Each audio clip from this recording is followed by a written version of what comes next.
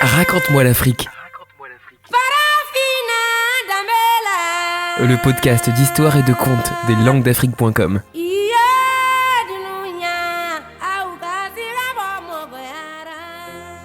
L'amour impossible du prince Aignan. Il était une fois un roi qui n'avait pas d'enfant. Il consultait les vaudous à tout moment, faisait des sacrifices tous les jours et implorait Dieu aussi souvent qu'il lui était possible. Enfin, Dieu exauça ses prières et sa femme tomba enceinte 9 mois plus tard. Elle accouchait d'un très beau bébé qui était un garçon. Dans ce royaume, après chaque naissance, il fallait consulter le Fa qui déterminerait les interdits au nouveau-né.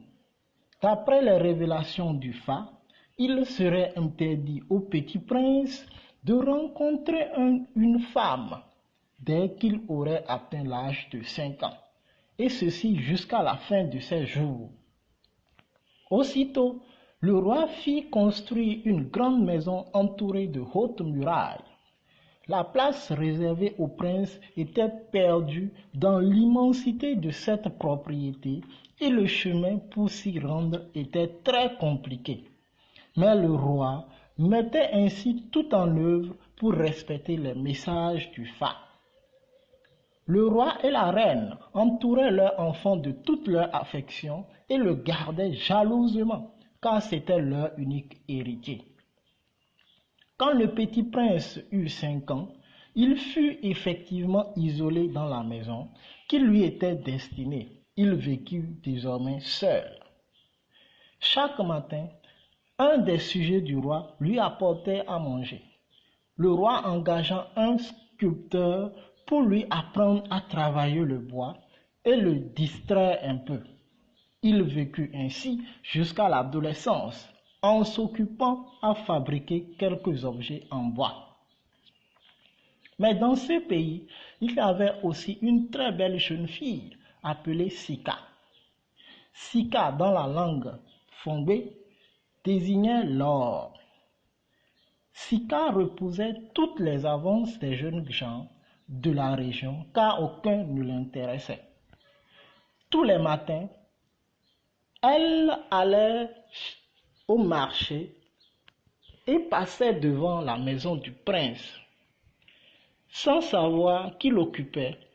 Cependant, à chaque passage, elle entendait des bruits bizarres qui venaient de l'intérieur du palais et qui l'intriguaient chaque jour davantage. Un soir, poussée par la curiosité, la jeune fille décida d'aller voir ce qui se passait dans cette maison. En rentrant du marché, elle déposa son panier près du portail et entra. Elle se trouva bientôt dans un labyrinthe si compliqué qu'elle ne parvint pas à atteindre le lieu où venait le bruit. Elle rebroussa chemin pour ne pas se mettre en retard. Le lendemain, au retour du marché, elle tenta une deuxième fois d'aller jusqu'à la source du bruit qui suscitait sa curiosité, mais ce fut encore en vain.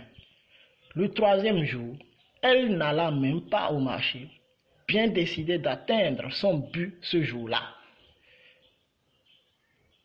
Elle déposa son panier d'acassa au pied du portail et entra dans le labyrinthe. Elle marcha un long moment sans se décourager. Tout à coup, elle arriva devant la salle d'où venait ce bruit qui aiguisait sa curiosité si longtemps. Sans faire le moindre bruit, elle poussa la porte. Et que vit-elle? Un jeune homme dont la beauté extraordinaire l'immobilisa. Ayant senti une présence non loin de lui, le prince se retourna et fut émerveillé lui aussi par la beauté de Sika. Mais hélas, il dut lui demander de s'éloigner.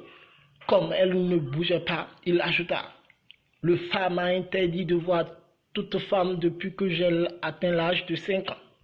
Médusée par le spectacle qu'elle avait sous les yeux, la jeune fille ne bougeait toujours pas. Et soudain, le beau prince s'effondra inanimé.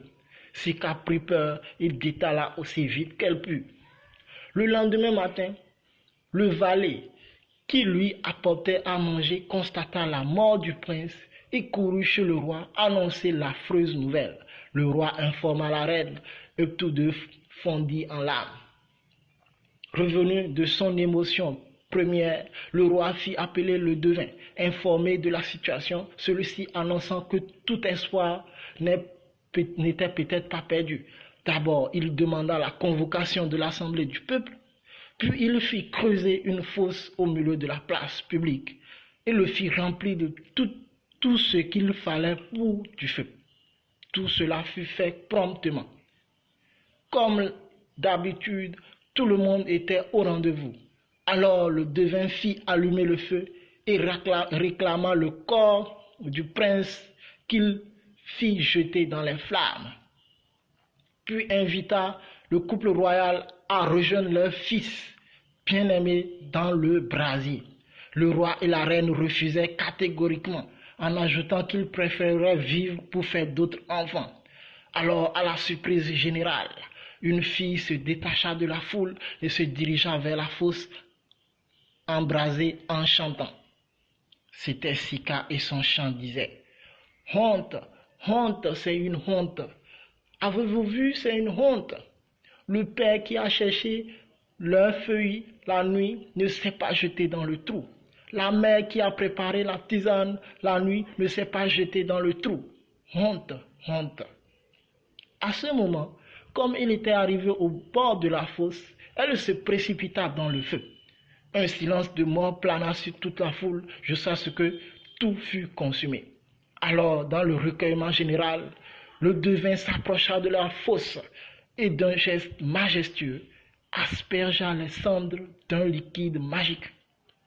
Et brusquement, dans un tourbillon extraordinaire, tout le monde vit apparaître au bord de la fosse Sika et le prince Ignon, plus rayonnants de beauté que jamais. Personne n'aurait pu les imaginer. Notez bien, les Vodou sont les dieux, les fétiches dans les religions animistes au Bénin. Le Fa est l'oracle. La Kassa est la pâte du maïs.